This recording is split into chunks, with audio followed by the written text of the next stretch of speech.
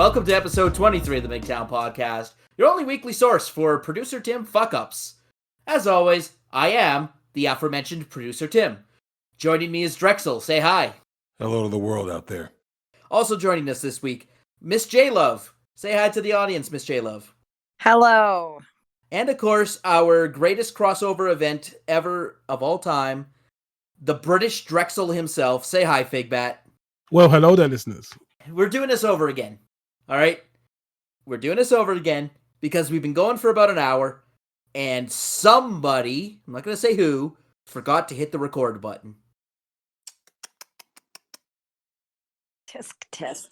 Well, JLove knows guys that like punishment from particular individuals, but it doesn't make him gay. It doesn't make him gay. No, it doesn't. Just because you suck dick every now and then doesn't make you gay. It'll be okay. Yeah, okay there. I do not believe that. But anyway, those who are listening, have been listening for a while, they might remember Miss JLove from the Don't Stick Your Dick in Crazy series and one of the episodes of Thought Miss. But for those who haven't heard of you or know where you're coming from, Miss JLove, introduce yourself to our audience. I'm JLove. I've been friends with Drex for probably 15 years. I got involved in all of this because we talk about everything under the sun, and he's like, you should come on my podcast and come on these different things and talk about what you see and talk about what happens and let these men know that women's point of view, and also let the women know what they're doing wrong. So that's how I got involved in all of this. All right. And the British Drexel. Explain where you're coming from. Who are you? What are you doing here? Well, hello there. They call me Figbat. I am from the British section of the Bunker Buster Corporation, the BBC Incorporated, whichever which you want to call us. So, you may know me from places such as The Dick Show, and in some cases, I believe I've also worked with Nick Ricator as well on other projects outside of his own fantastic level of work, which I believe everybody knows our lovely team here from, ideally, as they were introduced. I am a friend of Nick Ricator, and I have been, and I was made aware of Drexel some years ago, but in terms of directly communicating with Drexel, that does appear to have been as of late. So I am always here to help. Let's go. Made aware of. Sounds like Drexel's a PSA against STDs. Yep, I was made aware of Drex. We was working on another project completely separate to everything else. Something that I was working on with a couple of friends, some drunken parlor games, and he was like, "You remind me of a friend called Drexel," and I was like, "Oh, okay." I had no idea of Nick's background, for example, and his circumstances. But then I found out who Drexel was after some live streams on Nick's show, and of course our questions were answered when a show appeared, and here I am. The idea of bringing both of you on here came from a spur of the moment in the general chat last week. Miss JLove, do you want to explain to us how we had the idea to bring both you and Figbat on? Yeah, so I decided to go to the bar. I haven't been out in probably 8-9 months, like to an actual bar. And I was sitting there, and these 3 lads from Britain were talking to this lady, and I was commentating in the group chat in regards to these British guys and this lady, and there's 3 of them, one of her, and she ended up leaving with all 3 of them. So I was like, oh, where's Figbat? Well, you made this particular comment, too. There's something you like about those British men. Oh, yeah, it's the accent. It's the accent. And I was like, wait a second. Because you're good friends with Drexel. You share everything with him, right? Yep. Perhaps a little too much. Nah, not yet. Okay. But eventually. I was like, wait a second. What if we took everything about Drexel and gave it a British accent? And then I said, Figbat, get your ass in here. Yeah, exactly. Oh, man, I was already ready. And I've told Drexel before, like I totally would have sex with Figbat just because of his accent. Because American women just love a man with an accent, especially a British one. All right. Figbat, let's hear your most, because I know you dial it back just a little bit so we can understand you. I couldn't do the thick accent, because if I did the thick accent from the area, you wouldn't really kind of guess what I'm actually talking about. It's like, we don't really say like the whole word. We just say bits like this. And we say things like, how am ya? Depending on the area that you're from. And everyone from every region vastly sounds different from each other. So I'm kind of lucky that my family's from out west. So like Bermuda near Florida way. So luckily there is a little bit of understanding that you can get from me. So I don't talk indubitably like most people, and I don't always talk about things like tea and crumpets. So it's I can hear Miss JLove. It's like clean up in aisle 4. Someone grab a mop and bucket. Now we've reversed. I've done the I think it's intro. great. I've done fucking up for today. It's all yours. Take it away. Are you Yeah, well- recording? God damn it. Yes, I am. Just making sure. Yeah, where was this an hour ago? Yeah, I know, right? Well, we'll start it off the same way. We'll just quickly touch on the fact that we talk a lot on this channel about, especially in our live chats, about all the fuck shit that's going on, right? And I want to give both of you guys the opportunity to talk about the things that you see with both sexes, the guys and the gals. And we'll start with Figbat this time. We'll reverse it. And Figbat, what have you seen in terms of the guys, whether they be married, single, just like the sexual dynamics in what's going on out there? Guys, both married and single, they all kind of really want the same thing. They all just want sex on their terms, on demand. And the single guys will do nearly everything, and by nearly everything, that it does include simp and beta activity, in order to be able to get into the situation with the taken and the married men. Whereas they're trying to do everything in their power, including simp and beta activity, in order to get laid with someone who's already promised or has some sort of exclusivity with that person. So there's a lot of simp activity. It's dangerous. We're talking like a 6.7 on the symptom scale. Over here as well, trust me, it is everywhere. Don't let anyone ever trick you into thinking that it's different around the world. There are different ways people do it, but in terms of simping, for example, there will be a local, regional variant of exactly that problem happening somewhere else, even if it's not as deep or dangerous or Tinder-esque as the Western world. Scary, isn't it? Absolutely scary. Well, Figbat, I got a question for you. Yes, good sir.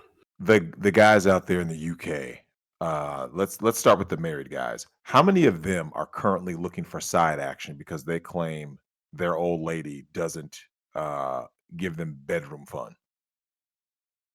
I would say we're talking around 70%. Like, the side action that they wish for is something that they don't really want to talk about, but all of their actions say it. So, for example, I wouldn't say a singles night, because guys don't really do singles night. They just go out and drink. But a situation where they get to act like single people, go to various clubs, possibly a titty bar, these kind of things. They immediately want to come along, but they're immediately reined in the second that any plans are made. So if I say, guys, let's go out on Saturday, we're going to go on a bar crawl, we're going to go here, and here. We might end up in this place. He'll be all up for it. He'll be messaging you all the way through the week. He'll be saying, okay, I can't wait. Same day. I've just been told that I can't go. And but the intent is there. He wants to go out. He's happy and excited. He's contacting you for the first time in forever. And now he wants to say, okay, let's do this. I can't wait to do this. And then just before, bam, something's come up. I can't go. Oh, why can't you go? Can't go into it. And we all know what happened. The beauty of what you just said is he says he can't go, right? These married guys, these fucking bitch made simp cuck manginas that I wish to eradicate. And I actively cuck on a daily basis. He says he can't go because she said he can't go, right? Now, let me ask you this question. Have you ever seen women say, I can't go out to girls' night because he doesn't want me to go? No, you wouldn't be told he doesn't want me to go. You'd probably just get not told at all, or it would just be cancelled. She wouldn't say he said I can't go. but it would be heavily implied that not going is not going to happen, if that makes any sense. So, JLove, how often do you see it? How often do you see women say, I can't go because he doesn't want me to go? Or do they just say, fuck it, I'm going out? Most women I know are like, fuck it, I'm going out whether he wants me to or not. But yet, when it comes to guys, are the guys stopping what they want to do because she doesn't want them to? Oh, yeah. What do you call guys like that? Beta males. Do women like beta males? Do they love beta males? Do they respect beta males? Absolutely not. No. They get tired of it. It's exhausting.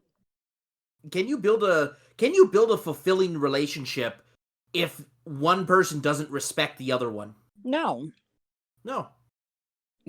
It just doesn't work that way. Yeah, these guys are still out here. So the reason why I ask these questions and I tease out answers, because I already know the answer. I've been in this for so long, and I've seen it from every angle you guys can possibly imagine. And the reason why I go hard at guys like bitch made Q, right, is because these guys try to pretend to you, right? They're always lying to all their audience out there, saying things like, "Oh, a strong marriage is X, Y, and Z." Let me tell you guys something, and I'm going to let JLove, I'm going to let her segue into this. When you see someone on social media, when you see someone in your church talk about how their marriage is so perfect and they got pictures of them and the family online, JLove, can you say what these married men and men in relationships are doing offline when they're not posting pictures of their family? Whose DMs are they sliding into? Lots of females, including my own. And what are they looking for?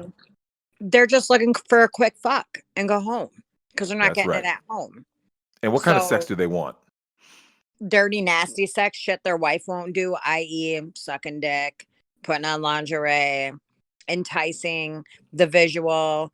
I mean, they're wanting everything that their wives aren't doing for them. Or girlfriends or whatever their significant other is. What percentage would you say of guys who are sliding into single women's DMs are either married or in a relationship? Oh, man, it's probably 70%. So roughly 30% of guys that you have encountered are truly single, right? As in they are not actively in any form of relationship. 70% is probably married. 20% is in a relationship. And it leaves about 10% that are actually like single. So that's it. 1 out of every 10 guys that hit you up is truly single, right? Yes. And then the problem with that is of that 10%, you got 1% alpha male and the other 9% are beta males. So then it's fuck shit all the time. So the only guys that you feel that are really hitting up chicks that really want to get into some real shit are basically the alphas, right? So you're depending on how you view it, somewhere between 1 and 2% of men are alpha. And when they're hitting up a chick in the DMs, you are willing, I'm assuming, you are willing to do whatever with an alpha, right? Anything he asks, you're going to do without question, right? Without question. What about a beta male? Tell me what kind of activity, what things does he say and do that makes you go, I mean, I've been in the situations where he's like, yeah, I'm down to do X, Y, and Z. Let's meet up with your girl. And then it comes showtime and all he wants to do is talk. I've also been in the position of a man who gets jealous over a picture that you send to them that supposedly is in the lifestyle. And then he starts questioning, well, who took that picture? What were you doing? I see you're in a hotel room, this, that, and the other. And it's like, wait a minute, like pump your brakes. I mean, there's so much beta male shit that's out there. I think most of these women don't even realize it's even beta male because when I bring it up to people, they're like, wait, what's beta male mean? And then all of a sudden, like, oh, well, I meet them all the time. I'm like, imagine that. And there's one surefire way to know that a man is beta, because we were talking about it earlier, and it's men who cry over women. Yeah. Call you, cry about it, how much they missed you. It's been like 2 years, or hit you up out of the blue. It's like, hey, I saw that you wanted to go out and get a drink tonight. I'll meet up with you. And then goes, this is my biggest pet peeve. I don't need to know your personal stuff. Like, I don't need to know what's going on in your world. I'm single. I can come and go as I please. I don't want to hear Oh, I've been married for 5 years and my wife and I haven't had sex in 7 months. Well, you chose to sleep with her. And here's a picture of my kids. Yeah. Like, okay, does decrying ever work? Has it ever worked once? No. No, because if a man cries in front of me like that, like I really try hard not to laugh, and then I'm like, I gotta go. I feel like the role reversal switches. Like now I gotta be the man and be like, look, bitch, I ain't got time for this right now. I gotta go and hang up the phone. Like, that's the thing. Men acting like women is not a turn on to women. If it were, they'd be lesbians. Right. What an abysmal market of males out there for women to choose from. And JLove, something that we touched on before we had to re-record, well, record first time. Right. One of the things we have to touch on is this. I have talked to people in the chat, in particular Darth, about this, which is there's a narrative, a false narrative being spewed out into the manosphere, the red pill community, that these women aren't having sex with their men and blah blah blah blah blah. But yet when you do the research, as I did, and I discovered that the average male's dick size is 5.5 inches, and the average duration of sex in a heterosexual encounter is 3 to 7 minutes. J Love, does a 5.5-inch dick plus 3 to 7 minutes of intercourse, is there any woman that you've ever known that's satisfied with that? No. So what satisfies most women? Would you say most women want to get their backs blown out? Yeah, I mean, it's the back blown out. It's the whole encounter itself. Is it easy? Is he gonna take control? Is he gonna tell me what I need to do? Is like, I mean, there's a lot that goes into it, but 99% of women want that alpha male that's gonna take charge and just handle it. Don't ask That's right. questions, just handle it. That's right. Now, what's your advice for the men who don't have a reticulated python in their pants? Fisting. Because it's not that hard. There's fisting, vibrators. There's so much more that you can do. Like, all you got to do is put a little bit of thought and some care into the experience. Yeah. Because look, the simple thing is this: if you're only there for yourself, then why the hell why is she got to be the altruistic one? If you're only there to get yourself off. Yeah, I mean, he can do that with his wife at the end of the day. Like, if you're coming over and like you're stepping out on your wife and that's between you and Jesus, I have nothing to do with that. Don't come over with some weak ass shit because I'm going to send you home. As you should. Like the guy who hit me up like 2 weeks ago talking about, so you just hit it and quit it. Like, yeah. and he's single. Like, he's like that single group and that 10%. But again, he's in that 9% out of the 10% on some beta male shit. I'm like, I'm good. Thanks. Completely useless. JLove, let me ask you something. A lot of these guys are out there claiming that they are really slaying bitches and they got options. Do most men out there have any options with women? Like, do any of them have a stable of women? Are they really doing, or is that why you feel that they're so thirsty? Like, these guys are thirsty because they don't act, they have one-itis. You know what I'm saying? Yeah, I think a lot of these men are thirsty because they're not getting it the way they chalk it up to be, or like, I got this whole stable of females and this, that, and the other. Because you shouldn't be hitting somebody up after 2 years talking about, can I just hit it one time? You know, that thing is whatever. And I'm like, oh, okay, yeah, no, I'm good, thanks. It's not what they chalk it up to be. I think a lot of men will talk a really good game because they think they're trying to impress you. But from my experience, the men that don't talk about it and just come over and handle business and leave, I'm with that all day long.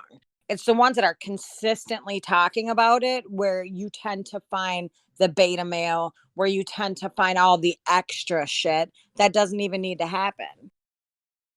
And when it comes to the ladies that you've encountered, how many ladies do you feel are sexually unsatisfied in their relationship? Like, what percentage would you say?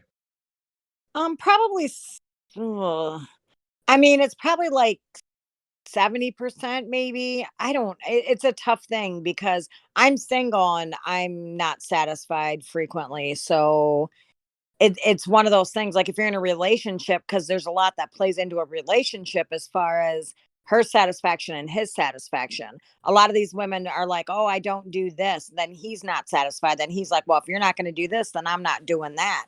So I mean, it's probably up there. 70-80% are not sexually satisfied, hence why I get a lot of married men or men in relationships hitting me up, or I'm dating somebody now, and then a year later goes by and they're hitting you back up because the shit isn't what it's cracked up to be. So they go on social media, post all these loving pictures of happy family, butterflies and rainbows and glitter and shit. And then reality is something completely different.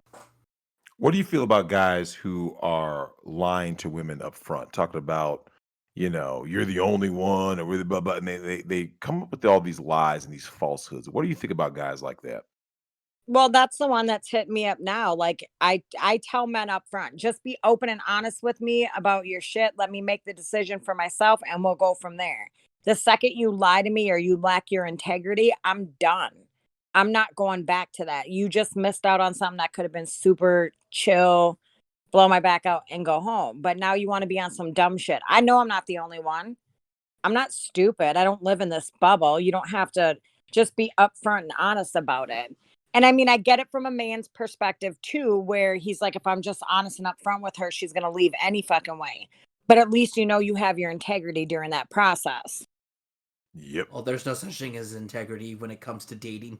There really isn't. No, it's all gone. All that's over. Everyone's given, it's all compromises and giving up stuff, and no one's happy, right? Yeah, like I had one pretty boy L. Ironically, he was like one of those people, like it was great. We had really good time. And then he got into a relationship and I didn't hear from him for like a year. And then all of a sudden he just hits me back up talking about how you been. I miss you, this, that, and the other. And I'm like, I already know what the deal is. Now, Miss JLove, are you threatened by Dollhouse Phil's dolls? No. No? What do you think of women who are? Insecure. Those are the type of females I don't want to be friends with. Because we were talking about spinning robot pussy in the chat here, and it's like, that's an option. I mean, it is, if that's going to get your stamina from your 3 to 5 minutes or however long it is up to an hour, then hey, handle that. Like, I'm one of those people, I go to strip clubs with men. If you're going to get him all hot and ready, I'm going to get the shit.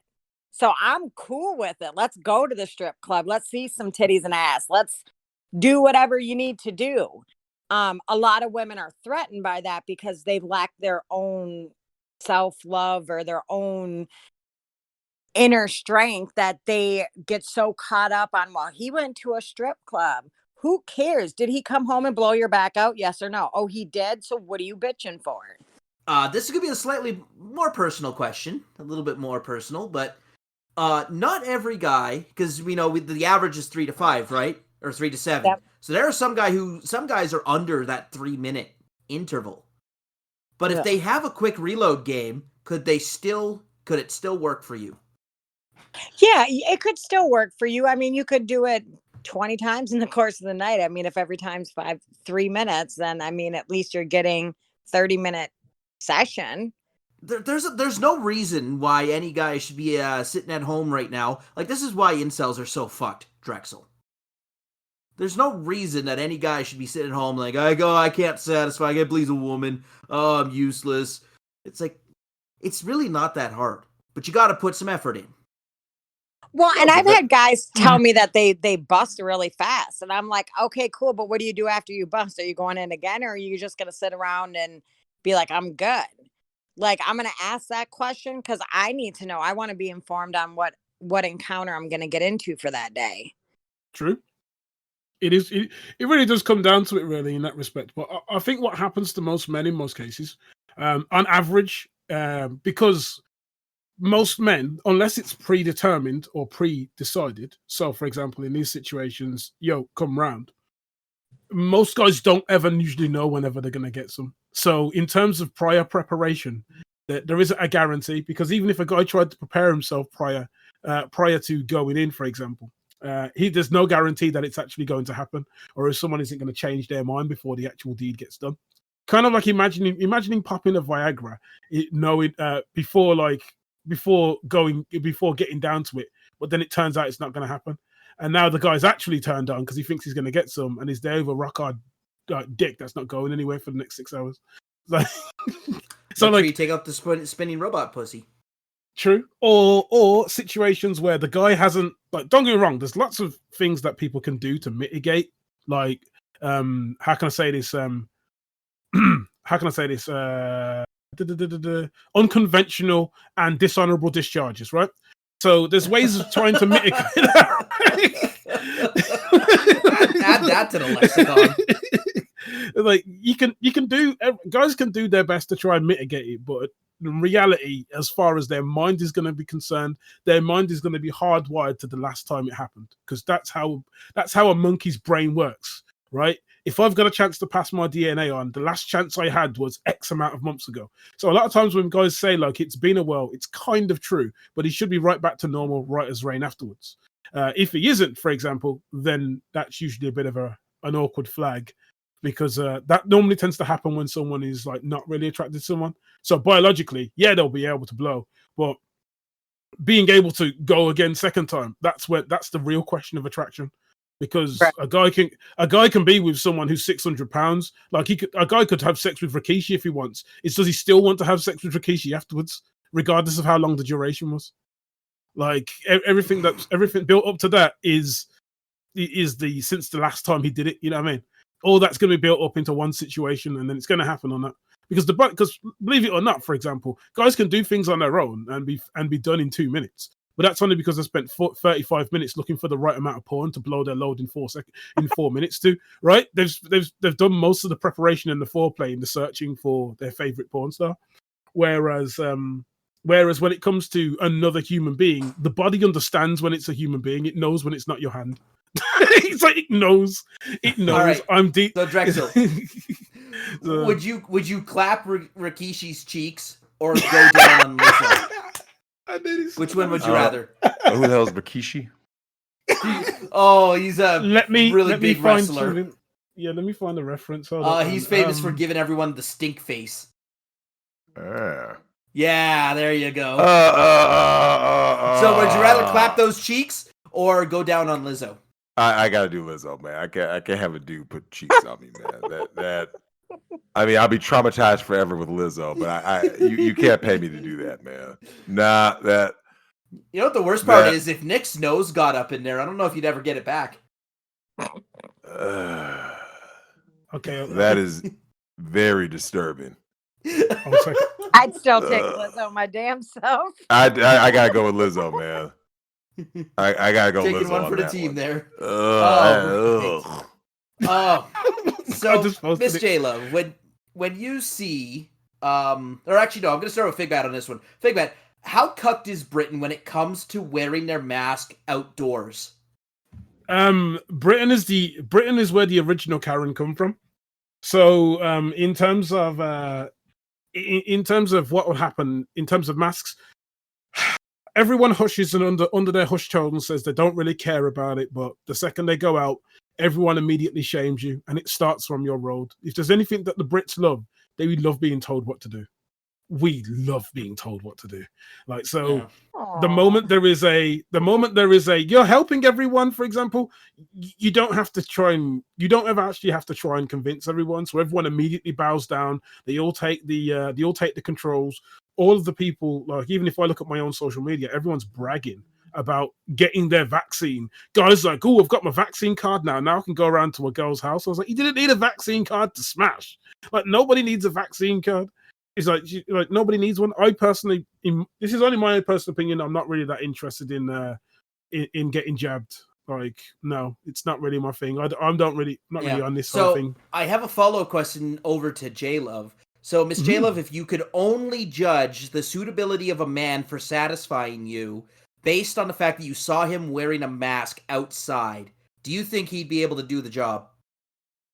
I don't know. I guess you could tell that because his body language, how he maneuvers, how he talks. Like, there's a lot you can pick up from somebody just by watching them for 30 seconds. Yeah, Like, and so they're out in like a park, right? They're walking a dog or something, and there's nobody around them for like 300 feet, and they've got the fucking face mask on because they think they're going to catch COVID.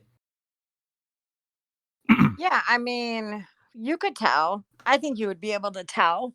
I mean, Minnesota's kind of weird because, I mean, we have a lot of Karens here. I mean, I deal with them all the time at work. A guy came in today, forgot his mask, completely just spaced it out. We were about to close.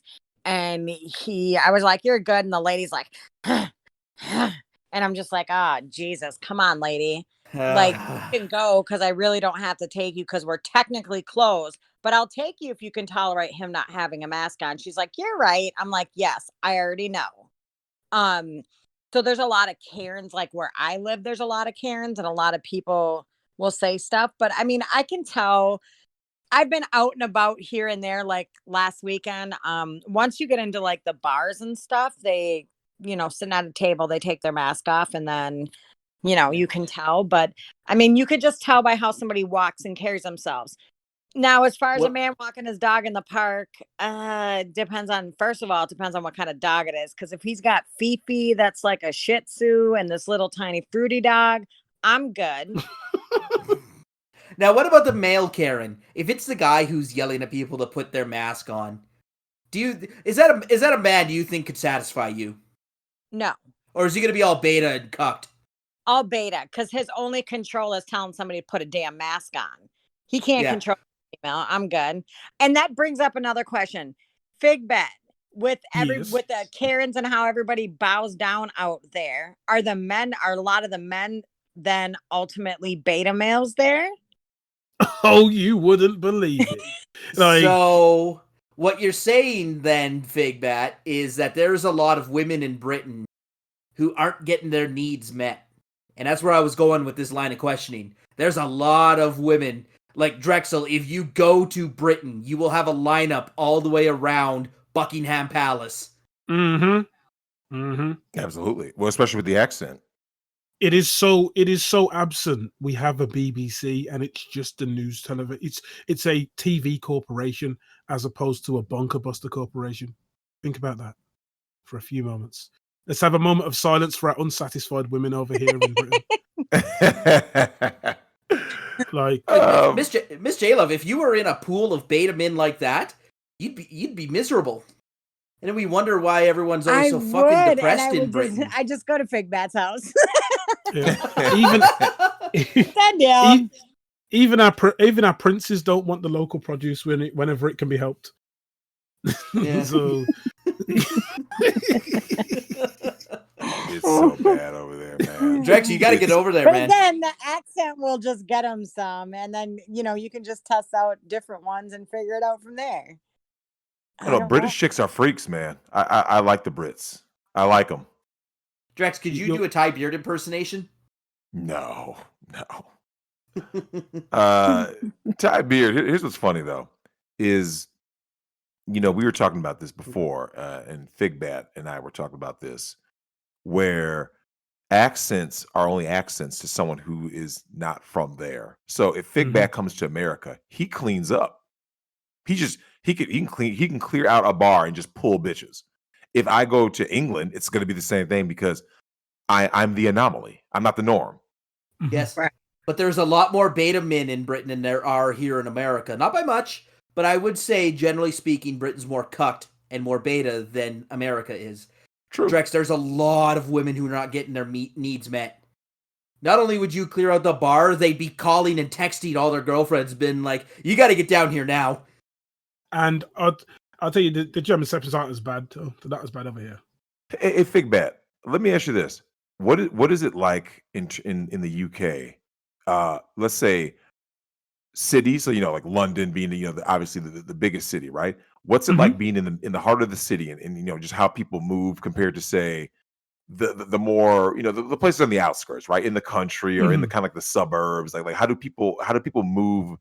Like how does it move based on what part of the UK you're in?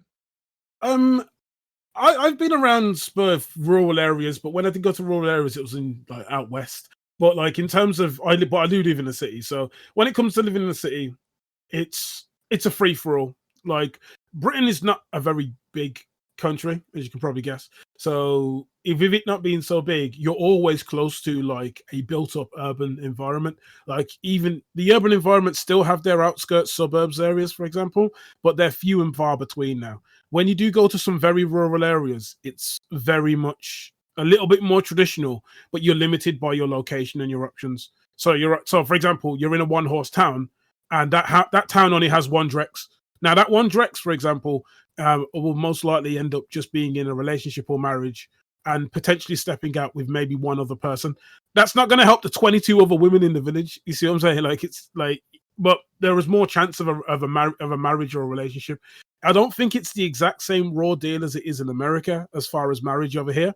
So people are more quicker to lock down a marriage. Now, a guy would try and convince you as to why he's not going to convince him to not get into a marriage as opposed to him getting into one. He will just get straight into one. Like the average length of a relationship before marriage over here is about maybe 2 years. Like if I get with someone, 2 years, and then they're knocking on the door. When are we getting married? When are we having children? When are we making commitments? When are we getting a house? Like, all of that comes in 2 years minimum. And if they're not asking them 2 questions in 2 years, for example, they're already going to see if someone wants to get married right off the bat. Don't get me started on over 30. Everything's in hyperdrive. 2 months. Wow. You ain't even hit it twice, and they're already asking for long committed relationships, and especially when it comes down to being one of us. Because when it comes to being one of us, for example, we're still quite a commodity. Because it's difficult when it comes to British women and trying to get with black men. We kind of have a bit of a reputation in England, and the reputation we have in England isn't the most positive. But whenever they do get someone who looks like they could sing the Frasier song, so if I walk up to a girl and in front of her family, and they're like, "Look, it's one of them again. It's probably coming over to sell some weed," and I walk over and I go, "Well, honey, I see the blues are calling, tossed salad and scrambled eggs," and her dad's like, "That's right." He's over there, and like before you know it, I'm in. And the best thing you can be really is that one that they want to take home. That's it. You can do everything in the background, for example. You do all the nastiest shit. They'll allow you to do it in a mum's house and everything, for example. Just make sure that you're one that on the front end they can take home. In private, you do whatever you want. But if that is lost, for example, for any reason, or you show any sign of weakness, for example, that will start to disappear. So the whole masculine frame kind of works in England, but to a degree. It still has its use. It just depends on who you're dealing with. But the German Shepherds aren't as bad over here. Not going to lie. They're not as bad, but they're just as ratchet. They're ratchet in different ways. I think there's a lot more exposure to drugs over here than there is. I wouldn't say than there is in America. I don't think everyone's kind of got as many drug problems as they do like over here locally. Like we have some really bad drug problems when it comes to women, but it's England for you, and it's like, what are you going to get? You're in the most Western country in the world, too. Yeah, I can say Minnesota's women has a lot of drug problems, whether it's alcohol, heroin, crack. Mm-hmm. I see them, half the moms on the basketball team that my son was on have drug problems, like straight crack, straight, I need a hit. So it's big here, and I don't know if that's because I don't know why that is. If I'm being honest, Drex knows. And if a woman says she's from Duluth, which is north of here, everybody's like, "Oh, here we go. What kind of fuck shit is it today?" Wow. Yeah. Like England as well, like is a huge hub, not just for the trade of like all of Europe, but like everyone, as you can probably see from the border issues and the immigration discussions that I had like daily over here in England. Politically, everybody wants to come to England. It's been the promised land for like generations, really. As far as the rest of Europe and Africa and the continents have been concerned. So there is, in some cases, in some areas, a healthy revolution. A healthy rotation of foreign people who do bring their own traditional views. And in some cases, they even mold other people into certain traditional roles. But the problem is, it only really fits one way. So, you found someone who's traditional, but they don't eat meat on Tuesdays. You found someone who's traditional, but they have these other religious obligations that just get in the way of every single time you want to smash, or they're not allowed to smash until you've been married. You don't want that. You just want to be happy, and that's not really a route to happiness. But Drex, you've been to Utah before. You know a way around that. Oh yeah, all these chicks are taking it in the butt now. Oh yeah, that's nothing new. Browntown is let's got it. If any of you guys out there, this is I'm going to give a quick public service announcement. If you are any of the following, let me just go ahead and say right now, your girl has been deep throating dick and taking dick in the ass this whole time. So if you are Arab, if your religious denomination is Muslim, if it is Jewish, Mormon. I'm trying to think of Mormon. Yeah, I mean, obviously in Utah, even New Mexico. I was about to say that's the one I was looking for. I was about to say Methodism, Mennonite, like all of these things, right? They're all these people who talk about this. Oh, I'm a traditionalist, and shout out to all the Somalians and Ethiopians and a lot of these Africans who claim that they have traditional women because they're wearing the traditional garb. Let me go ahead and tell you guys something right now. Let me give you guys a little red pill real quick. When they leave, okay, when they kiss you to go to work or go to an airport or go to their girlfriend's house, they are taking that shit off, that hijab, that turban, whatever, anything that they're wearing, right? They have all that religious garb. They're taking it off and they're getting ass blasted, getting bodies just ran through, dick after dick after dick after dick. Okay.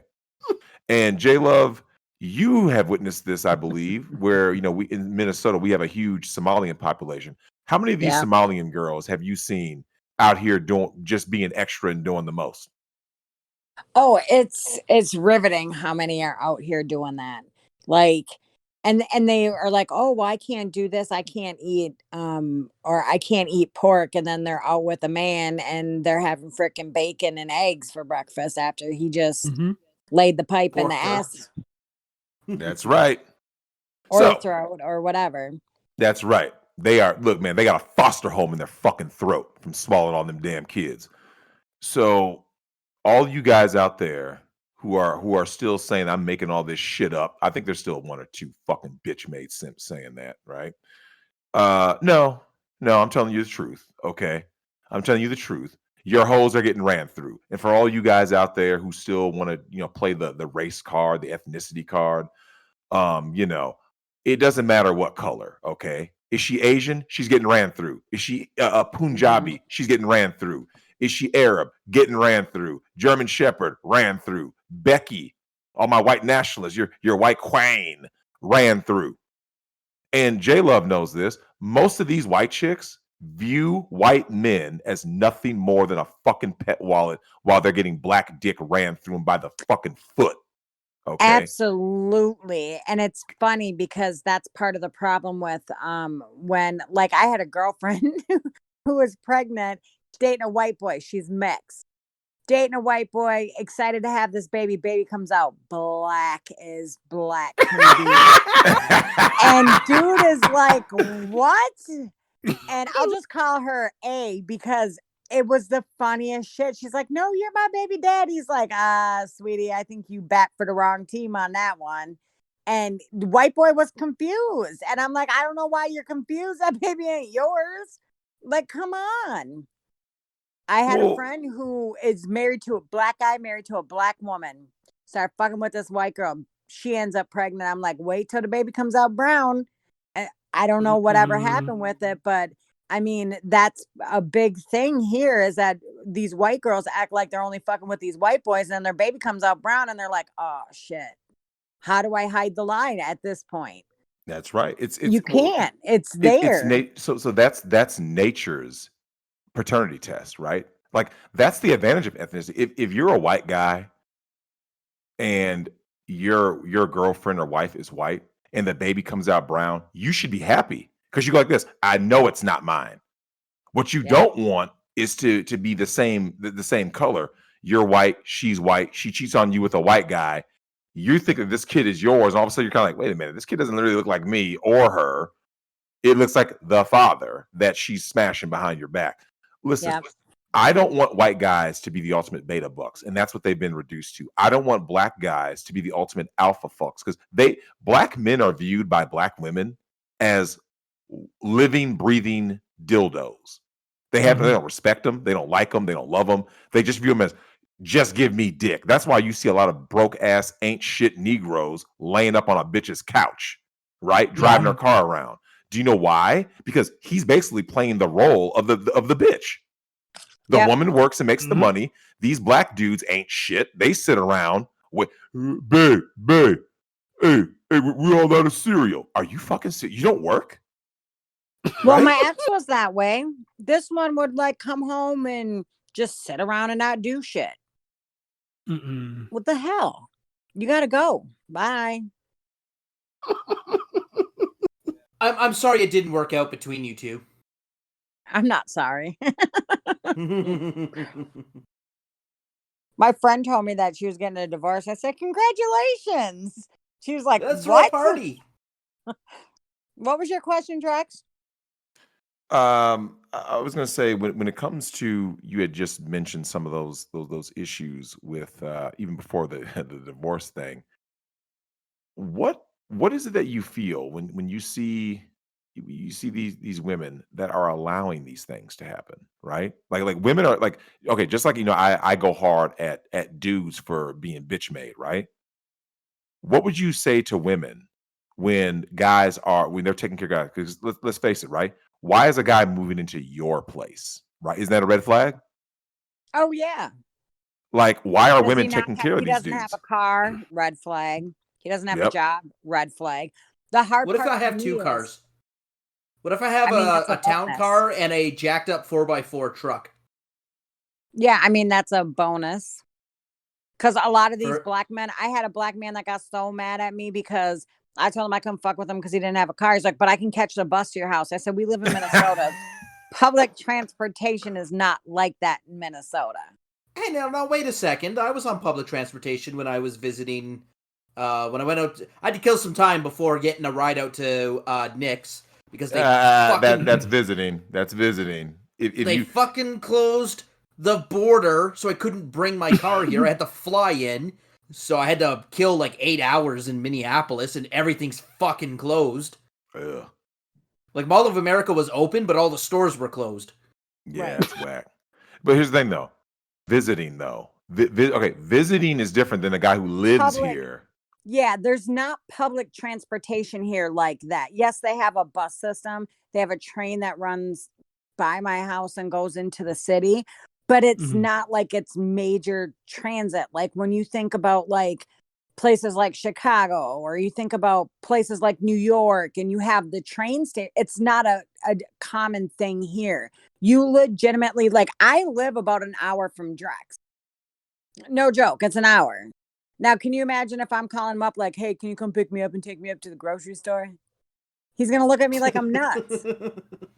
Would you? And I think that's kind of a ploy for some black men here. Is like, oh, I don't have a car. I can just take the bus to your house. Nah, sweetie, you don't need to know where I live because you're not going to be parked up here trying to get a free ride, because a lot of them will do that. Well, that's one of my options out the window then. Damn. Drex, we have to load up a plane with the Smash Bros, go over to Britain, and like, I don't know, this is going to be America's revenge against the British Revolution. What, the Boston Tea Party? Yeah, this is going to be the Boston Tea Party number 2. The Boston Tea Bag Party. All right. The bunker Boston Tea Bag Party. Okay, then. Yep. Okay, and then when you're done, you pick up Fig and bring him back to America. Hey, guys.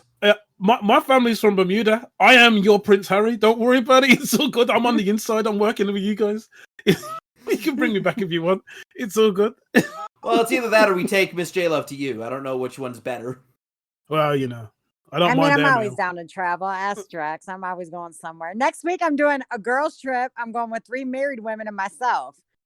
Oh God. Okay. Bama Boys Part 2. Okay, hold up. One's Now, a JLove, Liberian, one's Nigerian, and the other girl's got a fat ass. I don't know what the hell she is. She just has a fat ass. I'm like, and my neighbor, because I'm going with my neighbor, and she's like, yo, I thought your ass was big, but then I saw this girl's ass. Girl, we about to have fun. I'm like, but I thought y'all was married. yep. I'm the only single one in the group. So it'll be interesting what happens when I come back. And speaking of Bama boys, they really don't live that far. Uh-oh. Bama Boys Part 2 ran through Boogaloo. Just roll through Now, Birmingham, JLove. Alabama. You'll be fine. We'll give you guys a show update because the next series is Hot Girl Summer, right? And I think you're going to go ahead and start it off with because technically it's supposed to start in June when summer officially starts, right? But we're going to start posting videos. I got a lot of ladies who want to talk about some stories of fuck shit and crazy thottery. So that's why we're going to have Hot Girl Summer.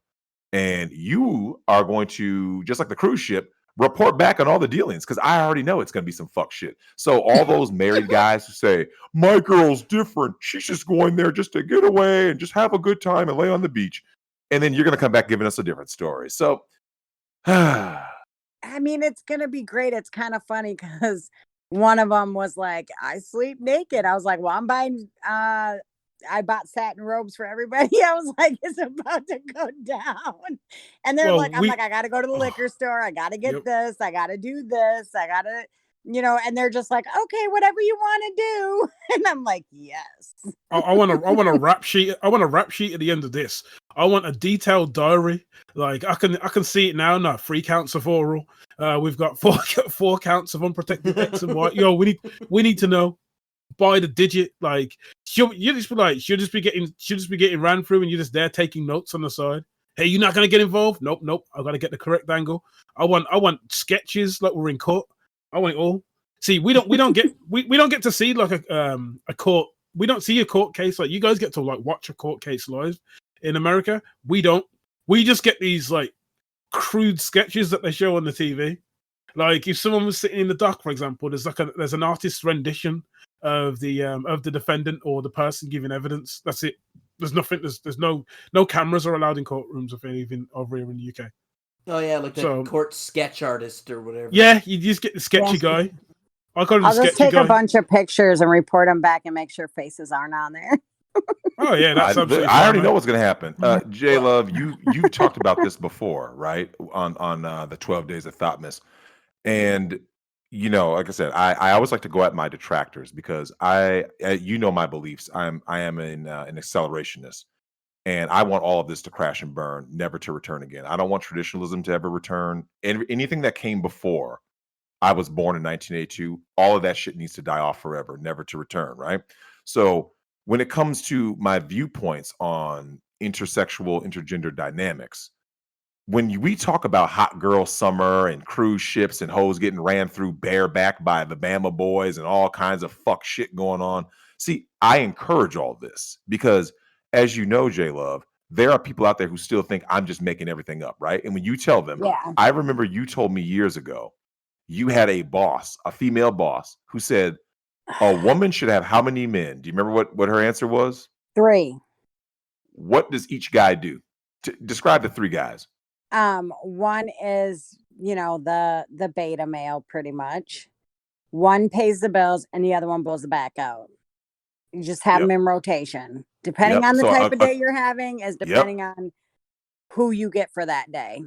I need this guy to cuddle. I need this guy to pay my bills. And I need this guy to blow my back out, right? And which one, Figbat, which one do you want to be? Of those 3 guys, which is the one you want to be?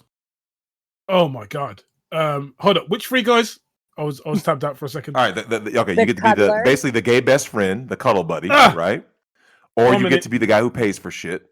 Or you get to be the guy who blows her back out. Gay best friend. Cuddle buddy. I knew it. The guy that gets to blow her back out. Ding. Yeah. Ding. It's not even a contest. Yeah. Like everyone. Don't even have to think about it. The sad part is that's really hard to find. It's it not. really, truly well, is. The reason is because hard. No, hold on. Now, do you mean it shouldn't be that hard individually or collectively? individually, it shouldn't be hard to find somebody to blow your back out, but in a whole, it's difficult to find. I mean, like at the end of the day, like I'm not trying to be in a relationship. I've been single for 5 years. Like I'm just enjoying it. I'm doing whatever makes me happy, right?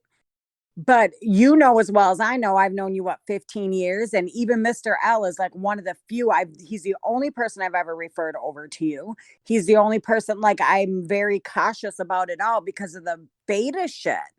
They can start off as blowing your back out, and then they turn into the cuddle buddy, and then he starts paying your bills, and now you're not getting the other two. So then you have to find something else. And then he cries. So, I mean, that's JLove, like the average thing. It's, blow your back out, then on cuddle shit, and then I'll pay your bills. Just keep me in your life. Oh, Lord. Oh shit. Okay. Because I was going to say about the free as well was when you've got the free, like we all want to be Mr. Blow Your Back Out, right? That's what I mean, or blow your throat out, whichever one matters on the day, right? The only problem is that a lot of people, when they end up as number 3, slip into number 2 or number 1. I'm not sure how it works. I think men, as much as they want to be number 3, no questions asked, buried in that ass, right? As long as they want to be that, right? This is an ideal situation. If you ask a guy, what is your ideal situation? I want to walk in, I want to smash the shit out of her, and I want to leave, right? Possibly still dripping, I want to leave, right? And when a guy is actually brought up with that exact situation, a lot of guys are not prepared for it to actually happen. They probably end up second guessing themselves in the back of their head. Is this really happening? Is it a joke? Am I being set up? Am I gonna get robbed? Am I gonna be on some? Was it Cardi B shit on when she was like drugging motherfuckers and robbing them? Like a guy has all these questions, but ideally he should just accept and get on with it. That's it. The only thing is that they can slip into 1 or 2 because a guy has just as much chance of slipping in and then catching feels as a female does when she gets slipped into and catches feels. And if he slips into number 1, then he's got to be gone. So I have a question then. So yes. Do a lot of men get in their feels after they're blowing somebody's back out because of the the level of neuroticism in that? Technically, yes. The reason being is most guys don't usually get much of a chance to hit it, right?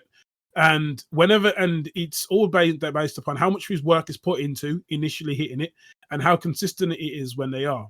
So a guy finally gets to hit something, and the guy remember everything. The guy remember the first time someone blew his load, right?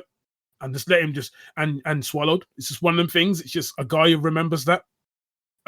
Any guy who's sitting here listening to this, for example, knows the last time someone swallowed. The last one. Don't you? I know You're thinking about it right now, innit? Yeah. Stop, right? Because I'm talking. In terms of and girls will know who their first time was. Even if they want to forget, they still know who their first time was. Yeah, guys are so linked for murder. Yeah, see what I mean? You know his outcome. You know his story. You know what I mean? You know what happened to him. That's an interesting story. Talk about beta male. So I was 15. He was 16. He was the only black guy in the entire 50-mile radius because I lived up in Elk River, which is a really small town. I actually lived in Zimmerman, which is even smaller. But he hit me up a year ago. I'm getting a call from Mecklenburg County Jail. I'm like, what the fuck is this? And it's him. And then I started Googling his name and realized, he got pinched on a murder charge. Dang. He's also the same person that got charges for domestic violence, choking his ex-girlfriend out. Oh, so naturally you threw your shoes on and drove right over. Yeah, no.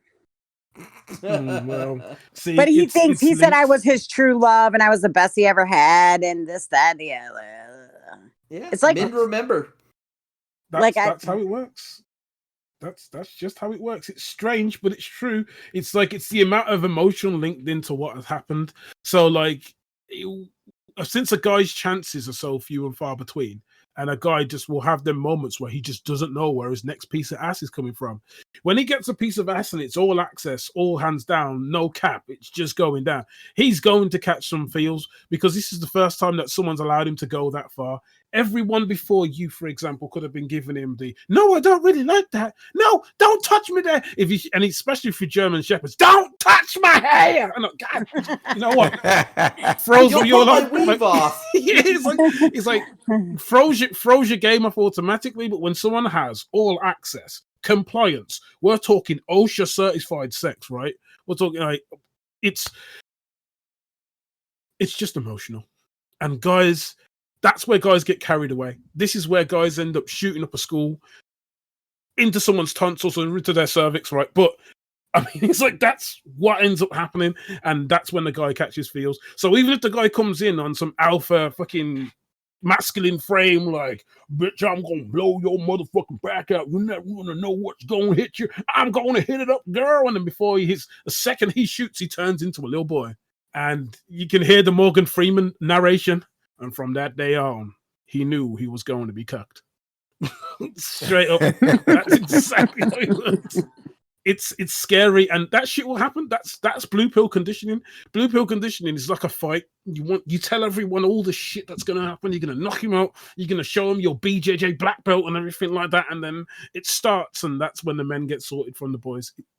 It's an inevitability. So it is a lottery. You don't know. He just knows that it's all access, and he kind of gets a chance.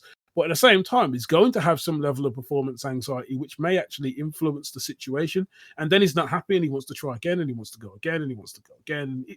It could technically still be a decent experience, but it just depends on how much work he wants to put in. You'll be good, man. You'll be fine. Oh yeah, it's good. We had a good show. Low end 5%, high end 10%. All other relationships, that includes marriage, whatever, it's all a sham. When you see people posting pictures on Instagram how happy they are and their marriage is so good, JLove has told you these dudes are sliding in DMs. I've told you these women are sliding in DMs. I have been, Drex, I've been at a basketball game, at my kid's basketball game, and this man that was just at my house the night before is at this basketball game, and I'm talking to this German Shepherd. Listen, I'm talking to this German Shepherd, and she's like, girl, we need to go out and have drinks. And he walks up and looks at me, and he looks like he's about to piss himself. I'm like, yeah, girl, we need to go out and have drinks. This motherfucker started stuttering and whatever. and I'm like, yeah, let's connect and do whatever. Now, mind you, she always referred to him as her husband. So I didn't put two and two together because I see him other places outside of the basketball gym. And it turns out, yep, they're married. That's why, but at the end of the day, I mean, it's crazy the amount.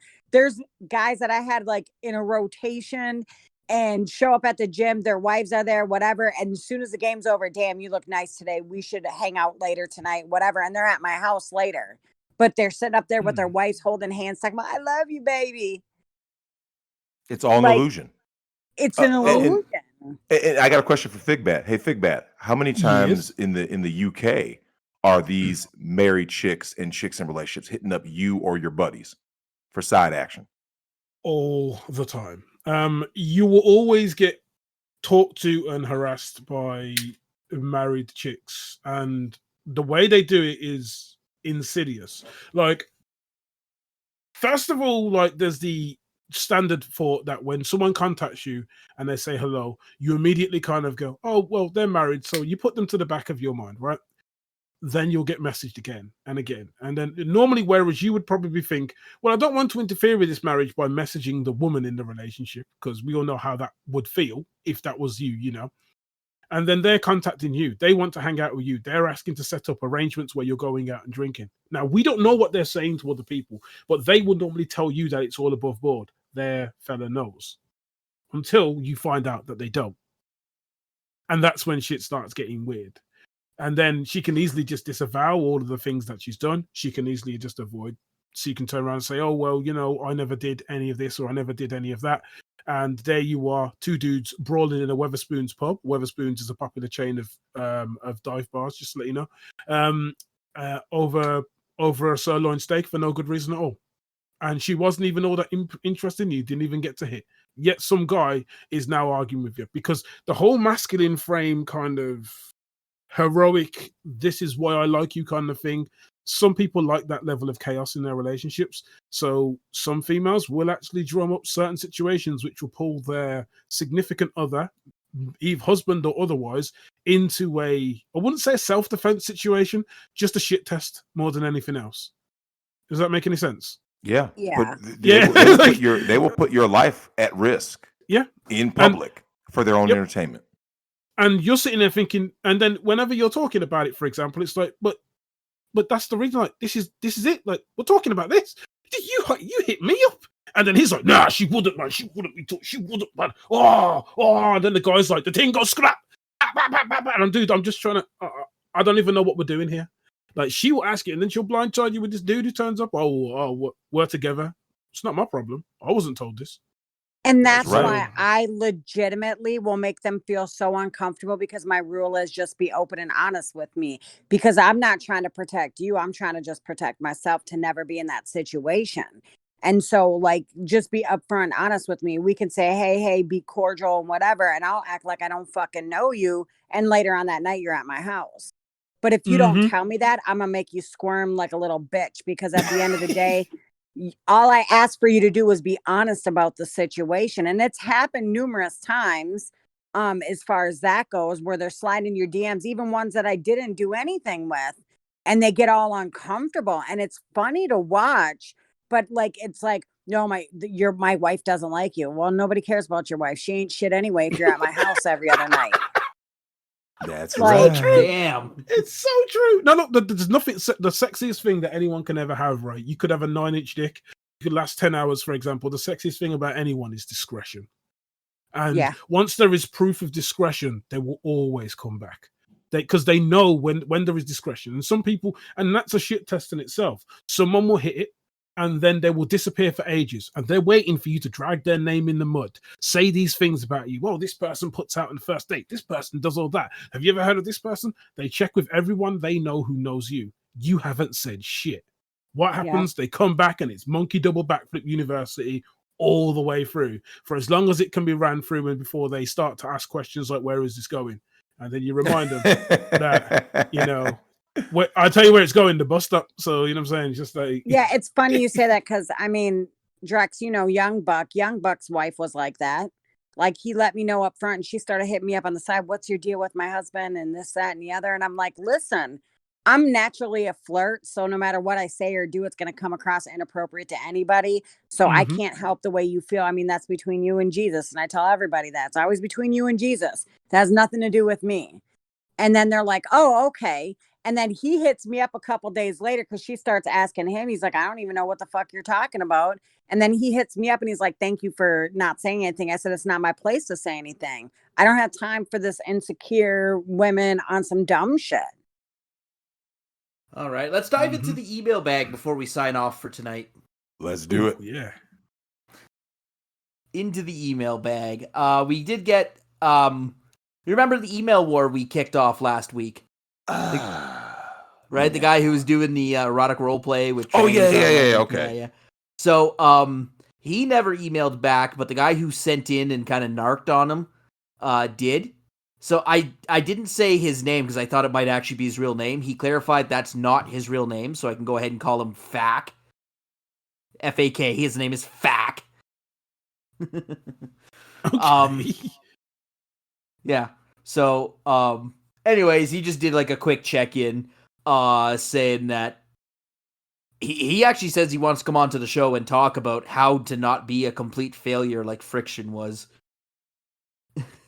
And apparently he's got other stories of like other failures he's dealt with that make the guy he narked on seem sane and stable. He I guess he dabbles over into Kiwi Farms because he calls them lol cows. That's their terminology. That's Ken Jennings' hometown there, the Kiwi Farms. But yeah, he just did a quick check-in. I don't know if we'll be hearing from Friction ever again, but that was kind of fun, doing an email war right in front of my eyes. The other email I got in, Hi, Drex. I'm a big fan of yours. You helped me to open up and work on myself. Now, my question is about an incident that happened while I was at a bar with my cousin. And a few guys that were from my junior high, he says he's in his 20s now, that were making fun of him. They were talking shit, didn't hear it, but apparently his cousin overheard it, got pissed, said he'd go over there and make teeth fly. Oh. Nothing happened, but cousin said he didn't, he didn't handle the situation properly. He didn't confront people who were making fun of him. And so our emailer is asking what you would have done in that scenario, or what should he do? Should he says, I don't care they made fun of me because they have an opinion of me based on my past self. And as much as I hate their smug smiles and know they make fun of me, I know it wasn't the time to react and deal with it. So was he wrong to just kind of turn the other cheek to them? No, just ignore him. Just ignore him. Remember, Fuck their you wives. only use... Yeah. Because that's the thing, smash their Drex. chick. Drex, is an alpha Chad, is that the one who's bullying other people? No. Or is it a beta? It's betas. Beta. Bullies are beta males. Yes, they are. Mm-hmm. When you find out that people are triggered by every little word and every little thing, you're just kind of like, are you serious? Like, JLove and I have talked about this. Every single word has a purpose, and it's always about, if you start to really think about it, it's context, right? The content is the word, right? It's just a word. And it's no different than someone saying like, well, Drex, is the N-word ever acceptable, with a white person saying it? It is in the bedroom when you're doing race play. Absolutely. I mean, we listened to a white woman say the N-word last night. Well, she's reading a crazy story, but I'm saying, like when people start using all this stuff, I tell people all the time, man, people need to relax and have a sense of humor and have thicker skin. But I mean, Yeah. and I'm glad this guy did walk away from that whole situation, because you do need, dude, in order to survive in this world, you need thick skin. And people being triggered by every little thing and nah, man, nah. And what? So you go and start a fist fight, possibly get stabbed, spend a few nights in jail. You think that's going to stop it? No. Nope. Correct. Never does. No. Like, if anything, just smash their girlfriends or their wives. Or mom. That's the time, best man. revenge on someone. Smash the I do mom. all the time. Smash the mom. I don't know. The mom might not be smashable. Remember, it might be a single mom if this is the kind of men she's raising, right? True. True. So, Usually in is. any case, yeah, you did the right thing. But make sure that you're actually not lying to us when you say it didn't bother you. That's the thing, though, because if it actually is bothering you, and you're just telling everyone, oh, it's not bothering me, it doesn't bother me, and then you go home and think about it when you're laying in bed or in the shower, and you're like, fuck, I could have done this or I could have said this. Yeah, it's bothering you. So deal with that bothering part. enough to write in. Yeah. So deal with that portion. Talk to Ken Jennings, man. Definitely deal with that portion of it. The fact that it bothers you. Because nothing you do to them will ever stop all mean words from ever bothering you. It'll just be someone else the next day. Get our esteemed guests. Well, a thick skin is necessary to get you through life. And to be fair, if they're only words, for example, if that's all they're going to come at you with. Now, if they was to threaten your own personal space, that's an entirely different story. But if they don't threaten your personal space and they just want to use words, just remember that's the only weapon that they really have against you. But if you're going to be bothered by words, you've got to think about it. When you go home and you go to sleep, for example, you wake up, it's just a new day. Nothing has changed. Like, you might have ruined your day for approximately 30 minutes. For example, but guaranteed you're going to go home, you're going to do something that you like, and you'll feel so much better afterwards. Let's carry on with it. Listen to another episode of us. Be brilliant. Yeah, I mean, I tell my kids that all the time. I mean, it's one of those things nobody cares what they're doing. You just do you, whatever makes you happy. It's just wasted time if you entertain it, really. Well, the thing with teenagers, too, because when you're dealing with teenagers, it's the only time in your life that you are likely to end up in a life or death situation. Because teenagers are just fucked up people. I mean, my son knocked out a white man cold. Knocked him out to the ground cold. He came up to my van. He was driving my car, and he was down in Edina, which is a nicer, rich area. And the guy cut him off and almost hit the front of the car. And he came and tried to punch out the window. And he's like, "Get out of the car." Didn't realize my son's like 6'2", and this guy's like 5'10", and started pushing my son, swung a couple times, and he just did a one-hit punch. Like, "We're done. Are you good?" All right. He's like, "Night." But yeah, and then here's the thing: that guy falls back, cracks his head on the pavement. Yep. And now your son's looking at 20 years. Yep. True. Right? Just ain't worth Yep. it, man. It's never Nope. worth it. Yeah, it's the retaliation that will get you. And then when they come running at you, for example, even if this old ass man started it and he got put in his place by a youngster, it doesn't really matter. It's what the youngster did, because now And you what just got happens a if he dead man pulls with out no a gun? story. Yep, even worse. You know, Yep. fists don't do Right. much against bullets, especially when you bring fists to a gunfight that you didn't know was a gunfight. Yep.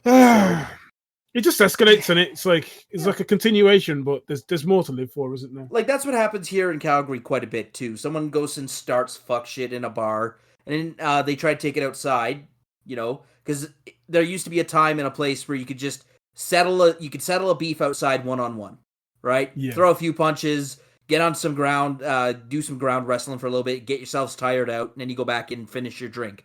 Nowadays, you just get jumped by 5 people or someone gets stabbed. Mm-hmm. Because no one deals with their issues anymore. So that's just not worth it. It's all about flexing your victimhood on social media and then getting extremely triggered when it just doesn't go as far as you thought it would before you started talking. Like, that's normally how it works. Like, "Oh my God, someone told me this on the street." And then everyone goes, "Well, wouldn't you just walk away?" "Well, I couldn't. He insulted my family and my heritage." It's like you don't need to get mad. You just leave. One way or the other, life will allow you to get even, but now is not the time, especially when you're all emotional about it, because you're getting in your feelings when you just need to stick to the facts. What have they done to you? They've said something to you. And getting in trouble or getting yourself in trouble or possibly losing income, which is the lifeblood of most men, for example, just over some nigger shit. No. The last thing you want to lose your life to, or your reputational personality, or your personal security, Or your freedom. is through or your freedom is through a nigger moment. That's the last thing you want to lose your shit through. That is the last thing. If you go visit someone that you know that's on the inside, and they'll just tell you that they're inside on a nigger moment. Yep. It could have been Alright. avoided. Well, thank you both, Miss JLove and Figbat, for coming on today. Drex, over to you for the final thought. Yeah, just glad to have you guys on, and I can't wait for JLove to kick off Hot Girl Summer with Yay. the shenanigans. Next week. Yep. And we're gonna kick off Hot Girl Summer, and also for everyone in my Discord, I forgot to put this up, but my last video was about health, and I'm gonna make sure one of the things I want you guys to do is let's start getting into a thing where we get healthy. Let's make hold each other accountable to cook at least one meal per day, where we go out there and we grab the ingredients to cook it, because we got to get away from all the fast food and all that garbage, and we need to start eating better and exercising better, because at the end of the day, man, the red pill is real. It's spreading. It's global now, and people need to understand that red pill is more than just walking away from women or the plantation. Mm-hmm. It's also about, yo, man, you got to be the best version of yourself. Get your money fucking right, and brush get your your teeth health and right. floss. Yeah, it's the whole thing. It's the whole spectrum. So I love hearing, like I said, I love hearing other perspectives and inviting guests in to kind of let people. It's almost like a state of the world address from all different angles. The man's area, the woman's area, different countries, different states, different. It really does matter. Different age groups. So once again, thank you guys, and I hope you enjoyed it. Good night, everyone. We'll see you again next week. Stay frosty. Peace.